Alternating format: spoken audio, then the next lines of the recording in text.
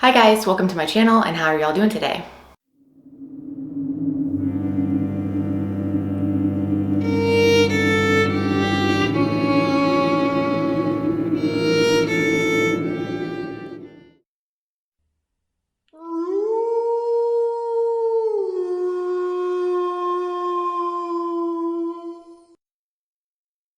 Here on Abby the Witch, we talk all things witchcraft. If that is something you can vibe with, you can go ahead and hit subscribe. You can also follow me on other platforms like Instagram and Patreon, Abby the Witch, just like it is here. So here today on Abby the Witch, we are going to be doing the first week of Treadtober. I'm so excited. It's finally October and I finally get to start doing this tag. I'm very excited. Any witch loves the dead, right? Season of the Dead, Halloween, fall, right? But especially as a trad witch, I love this time of year. I love to talk about the restless dead, the beloved dead, the mighty dead. I love to practice necromancy. I love to work with the death archetype. I love to work with the black goddess, the dark mother, face of the great goddess Coldeo. I love this time of year. And it's the devil in red. It's his time. So for the first week of this tag, we are just welcoming in the season. There's a few questions and a few prompts I'm going to be following for this video. And I'm also going to be showing you guys my sabbatic altar and how that's set up for this time of year. I'm just, I'm so excited to do this tag. I got all spooky for you guys. I have my little like black cat earrings on and my dark eyeshadow on. I'm feeling myself, okay? I'm feeling it. All right, so welcoming the season. The first question is, what does this season mean to you? What does the season of the dead mean to you? So the season of the dead, what does it mean? This time of year around Samhain is when the veil between the mundane or the physical realm and the spirit realm is the thinnest, right? I personally believe it starts around now. It gets very thin around now, gets the thinnest around Samhain, and is still very thin even through Yule. I think it starts to close up again after Yule, right? So the darkest part of the year, I feel like, is when the veil is the thinnest.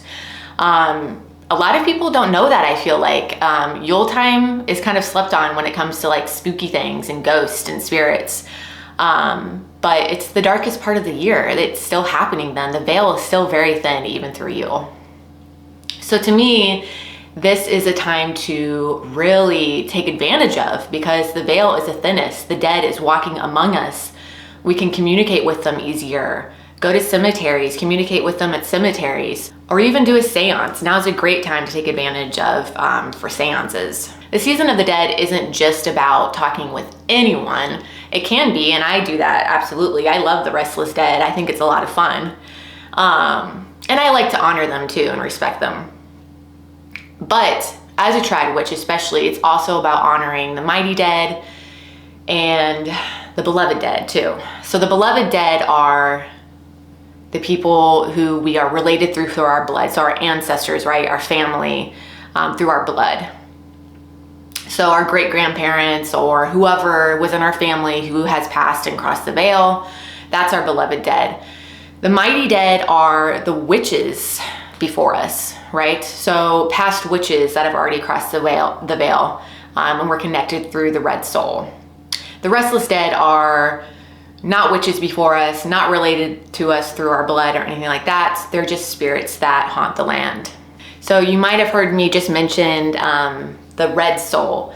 So our red soul is basically our witch's blood, right? Or just our blood. When I think of the red soul, when I think of my red soul, yes, I think of my witch blood. I think of the witches before us. I think of being connected to witches before us through our red soul, through the red thread. So that's what I think of when I think of my red soul. I also think of the devil in red too, and how I'm connected to the devil in red. I feel like out of all of the colors of the devil in red might be who I'm the closest with. Share my thoughts on the afterlife. Oof. Okay, so I don't really know for sure what I believe, if I'm being honest. As a trad witch, as a witch, I'm comfortable with the unknown though. I don't have to have all the answers just for my comfortability. I am not really sure, and I'm okay with that. I do believe that I'm going to cross the veil. I do believe I'm going to be in the spirit realm. I believe that my fetch spirit will still be here as a trad witch. I don't know. Will I be a ghost? I don't know. What's it going to be like in the spirit realm? I'm not really sure. I mean, I've gone to the underworld via witch flight, and I've crossed the veil via witch flight, but even then it's kind of like there are inner mysteries, right? And me as a human in physical form still, and human physical form, I don't fully understand it. I just know my witch gut says that this is the right path for me. Share your thoughts on necromancy or mediumship. So I don't really like the word medium. If you call yourself a medium, that's totally fine. I'm not judging or anything like that. I don't really like the word medium because I feel like it's kind of like when people call themselves an empath, or I don't know. I almost feel like it's a slippery slope, and it can I feel like there's some people who take that and kind of put themselves up on a pedestal, if I'm being honest. Again, I'm not saying that everyone who uses these labels do that. I'm just saying that it can be used to it can be used as a weapon in a way. It can be used to degrade other people, again, to put themselves up on a pedestal. It can be a little scammy, right? So I don't know how I feel about the word medium, and I don't think that I have, personally, I think we all have a sixth sense as human beings. I think that we all have this sixth sense, if you want to call it that, and I think that it's just a matter of tapping into it. I think as witches, we have tapped into that sixth sense, that opened that third eye, if you will. Now, does that come easier to some people than others? Absolutely, right? I think as witches, it does come a little easier to us to tap into that sixth sense and open our third eye and things like that. But I think as humans, we all have that ability. That's what I believe. So I don't really think, that's one reason I have a hair on my lip, a cat hair on my lip. Okay, I think I got it. So that's another reason I don't really like the label medium, because it's like, okay, well, we all really have that ability. It's just some of us haven't really tapped into it yet. I hope that makes sense. Necromancy, love necromancy, love the word. It makes my witch blood quicken. It makes me excited when I even just hear the word. Love a seance, love going to a cemetery with my dowsing rods. Love it, love it, love it, love it. I do need to set up a little ancestral altar. I'm trying to get some pictures from my family, other family members who have some. So once I get that set up, I can show you guys that too. Yeah, I think it's like the second to the last week. I can't remember which. Yeah, second to the last week. We'll be talking about our paranormal experiences. And I think this is the week too that I'm gonna be going to a cemetery and doing some necromancy and communicating with spirits. I'm very excited. Okay, so talk about your practices you work this season. Dumb supper, seance, ancestor altar, cemetery. Well, I just listed some. But yeah, like I said, I do plan on going to a cemetery. Hopefully I can get to one. Maybe do a seance this year. That could be cool. I did a seance last year. That was cool. I can talk a little bit more about how I personally do a seance if you guys would be curious about that, interested in that. I love necromancy. Not a lot of people know this, but I do call myself low-key a death witch. I'm a trad folk witch through and through, right? And I'm not big on like little labels like death witch, green witch, and stuff like that. I don't usually, but I do be fucking a lot with the death archetype. But a lot of trad witches do. So, I don't know. And I also just like love the sound of that. Just like I love the sound of necromancy. I love the sound of death witch. So, yeah. Seance, maybe. Cemetery for sure. And like I said, ancestral altar.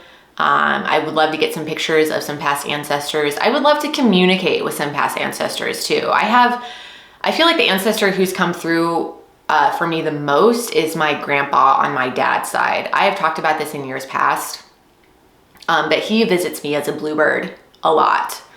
In my dreams, out in the world.